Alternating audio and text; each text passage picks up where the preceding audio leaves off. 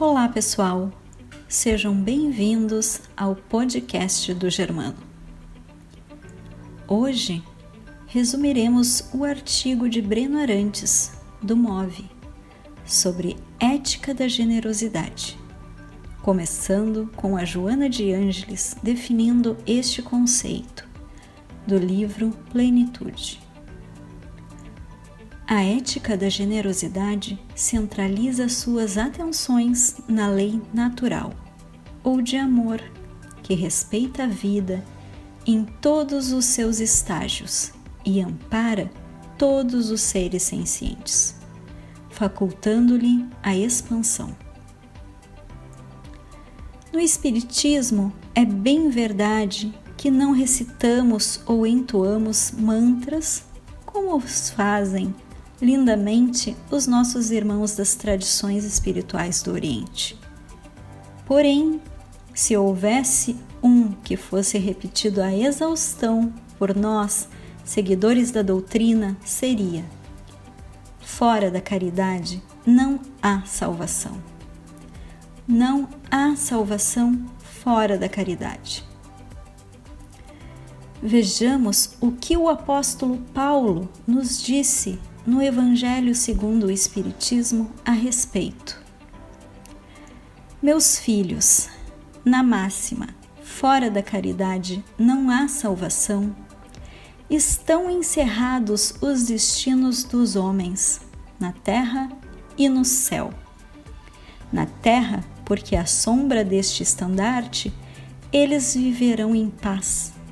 No céu, porque os que houverem praticado acharão graças diante do Senhor.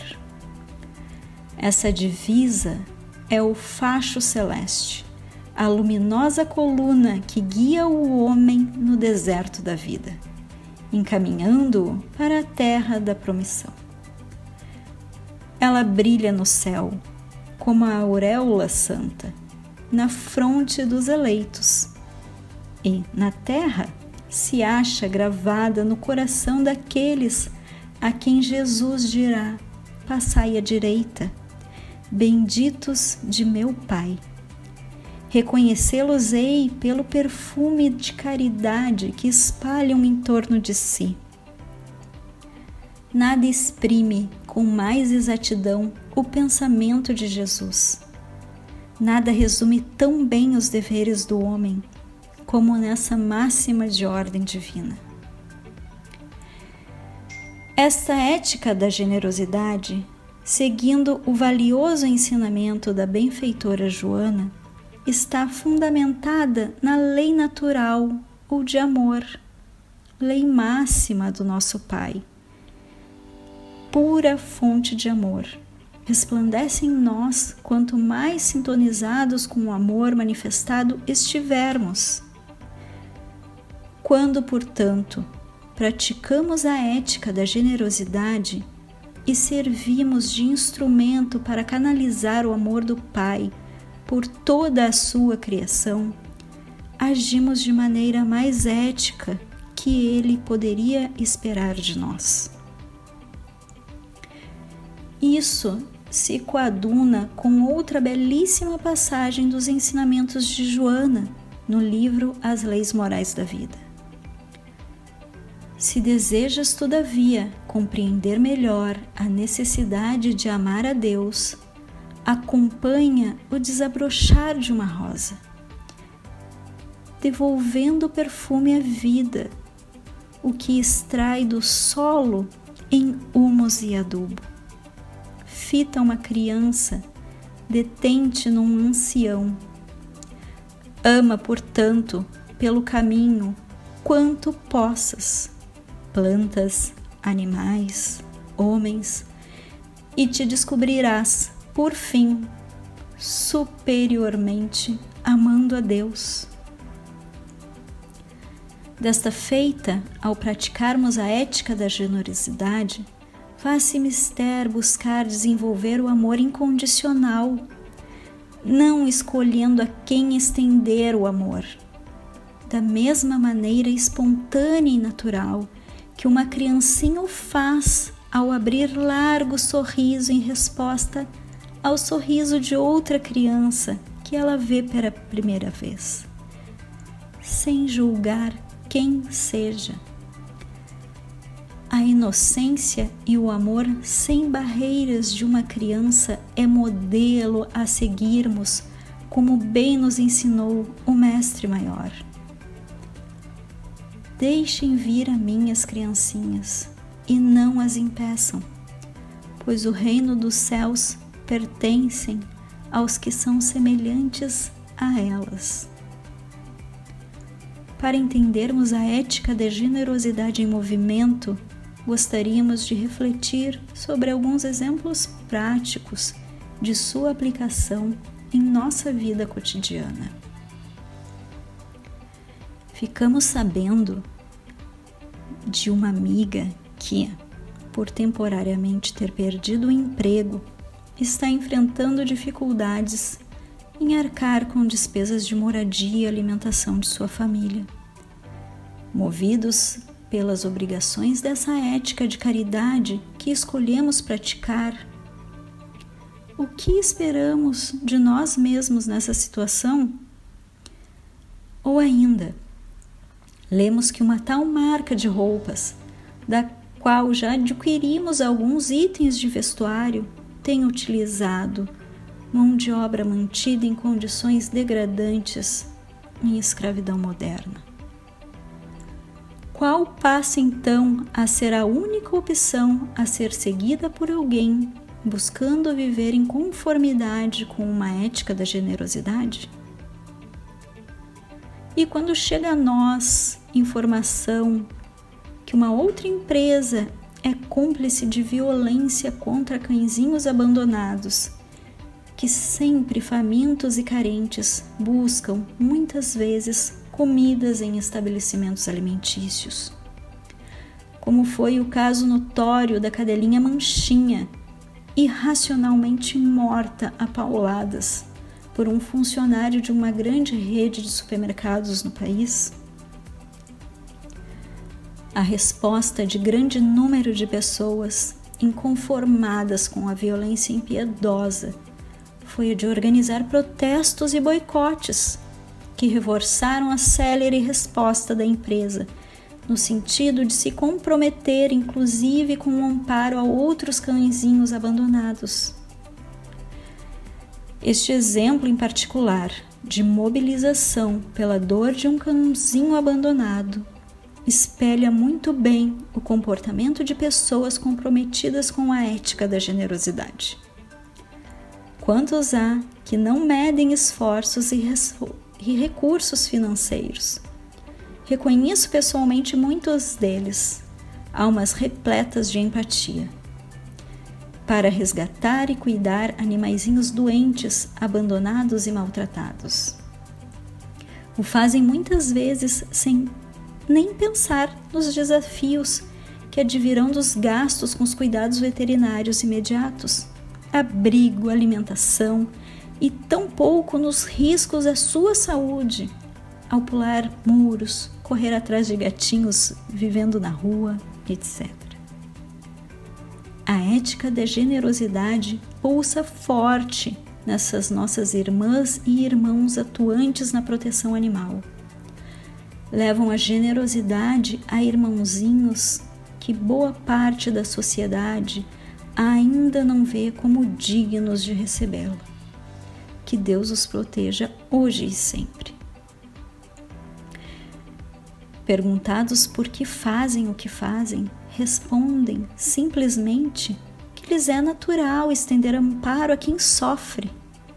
Não raro, no entanto, ainda sofrem críticas de quem os questiona do porquê não correm ao amparo de criancinhas ou idosos humanos, que em grande número também carecem de recursos, ao invés de os responder com os animais não humanos.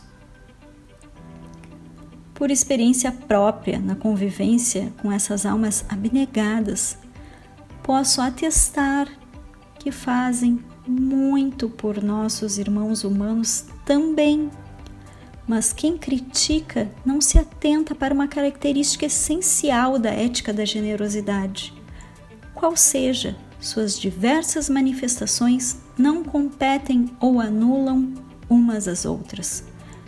Muito pelo contrário, toda ação de amor, advinda da generosidade a quem quer que seja, planta, animal, homem, ao aumentar a quantidade de amor manifestado neste mundo, nos conecta com o divino amor em nós.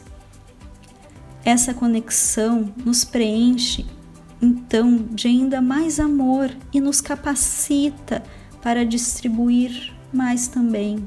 Ou seja, trata-se de um mecanismo divino de retroalimentação ad infinitum, que nunca se exaure, mas se fortalece, contrariando a lógica humana, que em sua pequenez imagina que o amor é algo limitado e finito e deve ser, portanto, utilizado com parcimônia. A verdade é que todos os seres são beneficiados, mesmo os que não são os destinatários diretos das manifestações de amor específicas. É um ganha-ganha que tudo vivifica ao movimentar as engrenagens da vida em nosso mundo. Como bem colocou Joana no livro Leis Morais da Vida. Na vida, sob qualquer expressão, está manifesto o amor. Mediante o amor, animam-se as forças atuantes e produtivas da natureza, no mineral, no vegetal, no animal, no homem e no anjo. Retomando os exemplos práticos que havíamos iniciados mais acima, chegamos ao ponto que inicialmente gostaríamos de abordar. Como reagirmos, dentro da ética da generosidade, a informações de tantos maus tratos e de tanta violência que causam imensa dor e sofrimento a trilhões de seres sencientes, autoconscientes e capazes de expressar emoções complexas nas práticas padrão da indústria animal. É fundamental trazer à luz isso que, não tenho dúvidas, tem nos impedido enormemente de praticar a ética da generosidade em maior grau. A crueldade existente na exploração e comercialização dos nossos irmãos animais. Como dissemos, trata-se de trilhões de vidas sencientes, já com consciências desenvolvidas e capazes de gerar psicosferas individuais, as quais contribuem para a psicosfera do nosso planeta como um todo, e têm sido impiedosamente destruídas, prematura e desnecessariamente, contra o que alertam os espíritos nas respostas às questões 729 e 734 do Livro dos Espíritos. Questão 729. Se a regeneração dos seres faz necessária a destruição, por que o cerca a natureza de meios de preservação e conservação?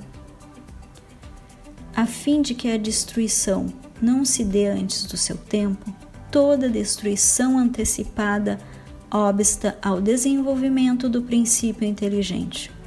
Por isso, foi que Deus fez que cada ser experimentasse a necessidade de viver e de se reproduzir.